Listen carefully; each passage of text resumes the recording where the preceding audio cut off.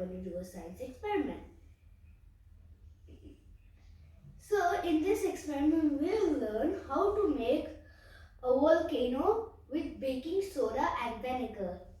All you need for this experiment is a plastic bottle. Make sure to have a tray so that you don't make a mess. A glass of vinegar, a glass of water, and a glass of water with full of baking soda.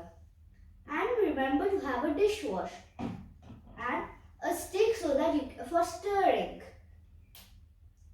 Let's start with the first step. Put the water into the plastic bottle.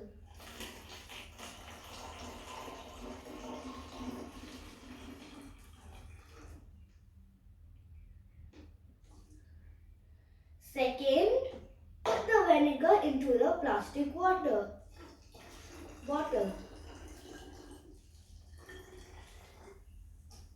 So, now mix it up. Now, add some dishwash into the plastic bottle.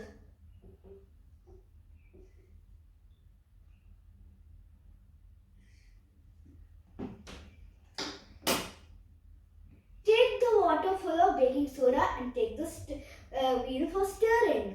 Stir it up.